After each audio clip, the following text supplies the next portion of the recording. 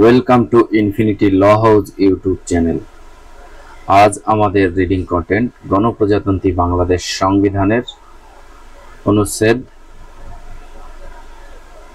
৬৯ থেকে। তো চলুন শুরু করা যাক। অনুচ্ছেদ ৬৯ থেকে গণপ্রজাতন্ত্রী বাংলাদেশ সংবিধান।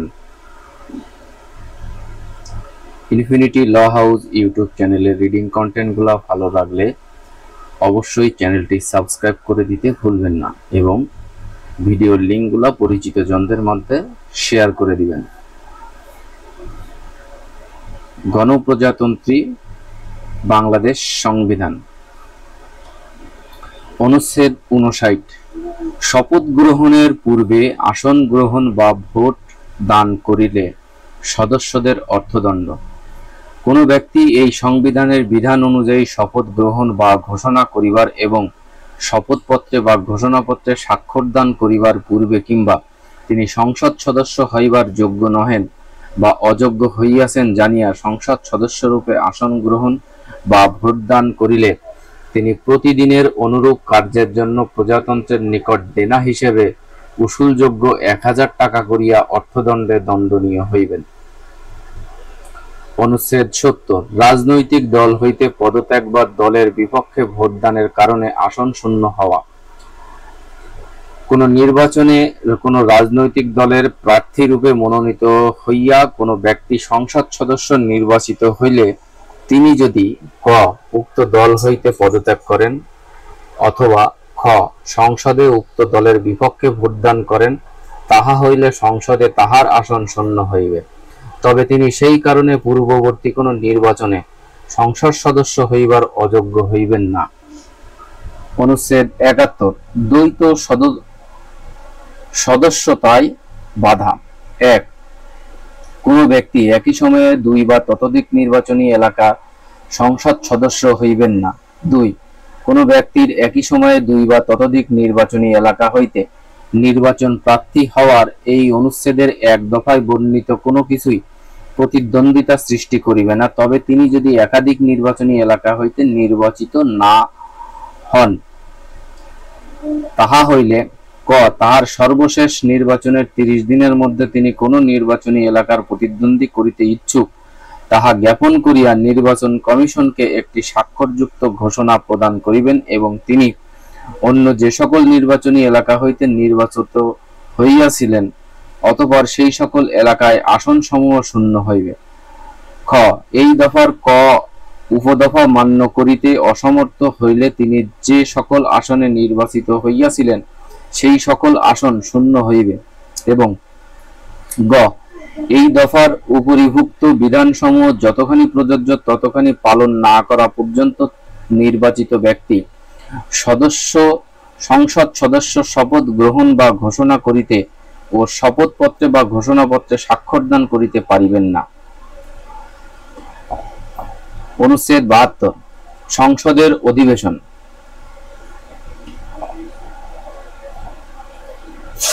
১.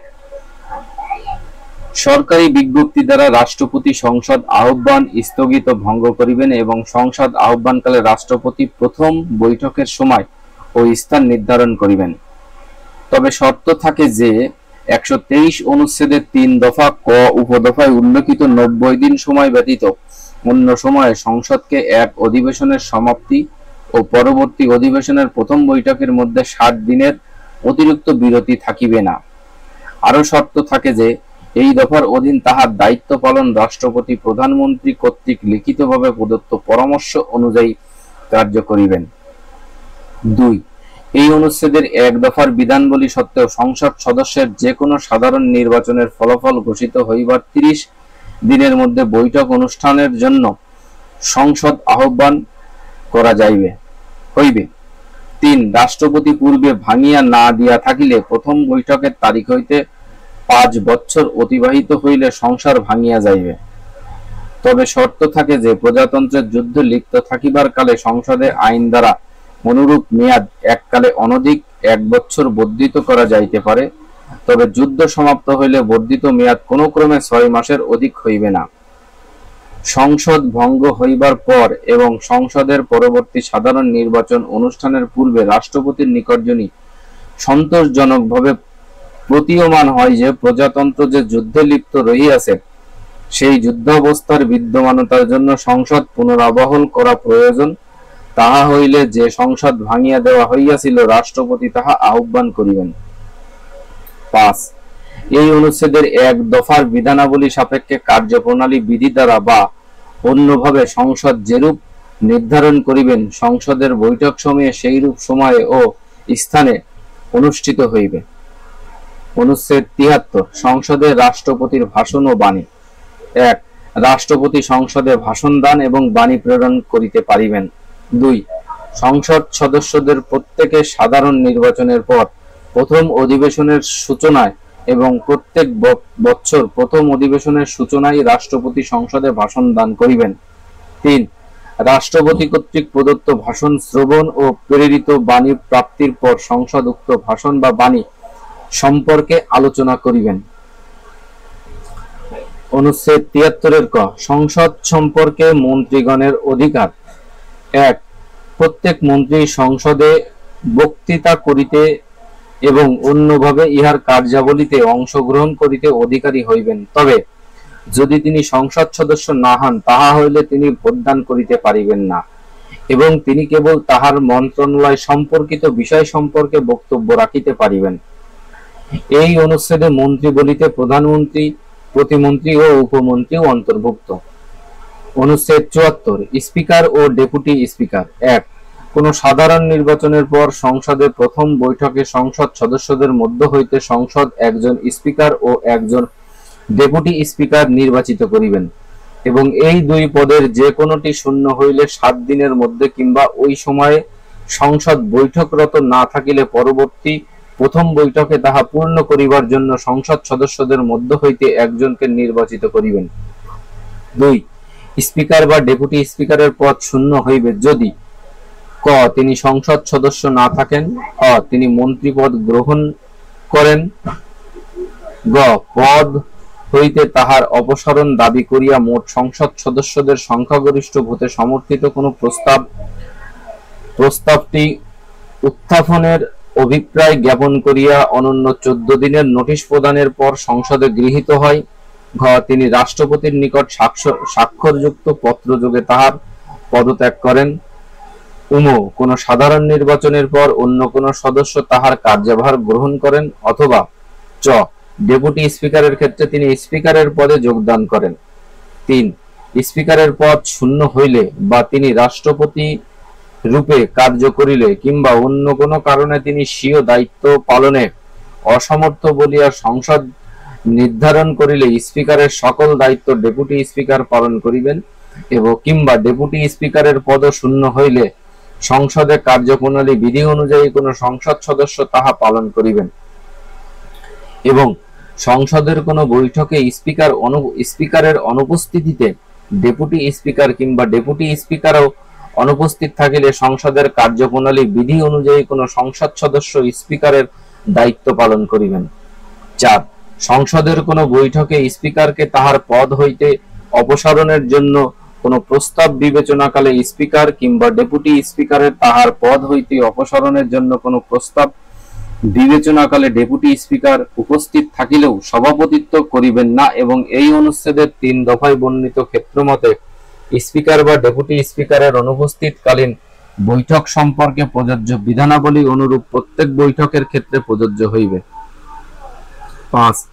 স্পিকার বা ডেপুটি স্পিকারের অপসারণের জন্য কোন প্রস্তাব সংসদে বিবেচিত হইবার কালে ক্ষেত্রমতে স্পিকার বা ডেপুটি স্পিকারের কথা বলিবার ও সংসদের কার্যধারায় অন্যভাবে অংশগ্রহণ এর অধিকার থাকিবে এবং তিনি কেবল সদস্যরূপে ভোটদানের অধিকারী হইবেন।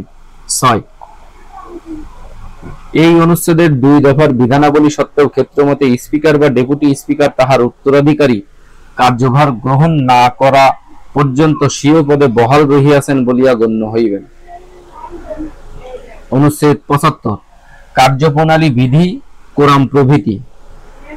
এই সংবিধান সাপেক্ষে ক সংসদ কর্তৃক প্রণীত কার্যপ্রণালী বিধি দ্বারা এবং অনুরূপ বিধি প্রণীত না হওয়া পর্যন্ত রাষ্ট্রপতি কর্তৃক প্রণীত কার্যপ্রণালী বিধি দ্বারা সংসদের কার্যপ্রণালী নিয়ন্ত্রিত হইবে। খ উপস্থিত ও ভোটদানকারী সদস্যদের সংখ্যাগরিষ্ঠতা ভোটে সংসদের সিদ্ধান্ত গৃহীত হইবে, তবে সমসংখ্যক ভোটের ক্ষেত্র ব্যতীত সভাপতি ভোটদান করিবেন না এবং অনুরূপ ক্ষেত্রে তিনি নির্ণায়ক ভোট প্রদান করিবেন। গ সংসদের কোন সদস্যপদ শূন্য রহিয়াছে কেবল এই কারণে কিংবা সংসদে উপস্থিত হইবার বা ভোটদানের বা অন্য কোনো উপায়ে কার্যধারায় অংশগ্রহণের অধিকার না থাকা সত্ত্বেও কোনো ব্যক্তি অনুরূপ কার্য করিয়াছেন কেবল এই কারণে সংসদের কোনো কার্যধারা অবৈধ হইবে না। 2 সংসদের বৈঠক চলাকালে কোনো সময়ে উপস্থিত সদস্য সংখ্যা 60-এর কম বলিয়া যদি সভাপতির দৃষ্টি আকর্ষণ করা হয়, তাহা হইলে তিনি অনন্য 60 জন সদস্য উপস্থিত না হওয়া পর্যন্ত বৈঠক স্থগিত রাখিবেন কিংবা মুলতবি করিবেন। অনুচ্ছেদ 76 সংসদের স্থায়ী কমিটি সমূহ। সংসদ সদস্যদের মধ্য হইতে সদস্য লইয়া সংসদ নিম্নলিখিত স্থায়ী কমিটি সমূহ নিয়োগ করিবেন। ক সরকারি হিসাব কমিটি, খ বিশেষ অধিকার কমিটি, গ সংসদে কার্যপ্রণালী বিধিতে নির্দিষ্ট অন্যান্য স্থায়ী কমিটি। 2 সংসদ এই অনুচ্ছেদের 1 দফায় উল্লেখিত কমিটি সমূহের অতিরিক্ত অন্যান্য স্থায়ী কমিটি নিয়োগ করিবেন এবং অনুরূপভাবে নিযুক্ত কোন কমিটি এই সংবিধান ও অন্য কোন আইন সাপেক্ষে খ খসড়া বিল ও অন্যান্য আইনগত প্রস্তাব পরীক্ষা করিতে পারিবেন, খ আইন বলবৎকরণ পর্যালোচনা এবং অনুরূপ বলবৎকরণের জন্য ব্যবস্থাদি গ্রহণের প্রস্তাব করিতে পারিবেন, গ গুরুত্বপূর্ণ সম্পন্ন বলিয়া সংসদ কোনো বিষয় সম্পর্কে কমিটিকে অবহিত করিলে সেই বিষয়ে কোনো মন্ত্রণালয়ের কার্য বা প্রশাসন সম্বন্ধে অনুসন্ধান বা তদন্ত করিতে পারিবেন এবং কোনো মন্ত্রণালয়ের নিকট হইতে ক্ষমতাপ্রাপ্ত প্রতিনিধির মাধ্যমে প্রাসঙ্গিক তথ্যাদি সংগ্রহের এবং প্রশ্নাদির মৌখিক বা লিখিত উত্তর লাভের ব্যবস্থা করিতে পারিবেন, ঘ সংসদ কর্তৃক অর্পিত যে কোনো দায়িত্ব পালন করিতে পারিবেন। 3 সংসদ আইনের দ্বারা এই অনুচ্ছেদের অধীন নিযুক্ত কমিটি সমূহকে ক সাক্ষীদের হাজিরার বলবৎ করিবার এবং শপথ ঘোষণা এবং অন্য কোনো উপায়ের অধীন করিয়া তাহাদের সাক্ষ্য গ্রহণের, খ দলিলপত্র দাখিল করিতে বাধ্য করিবার ক্ষমতা প্রদান করিতে পারিবেন।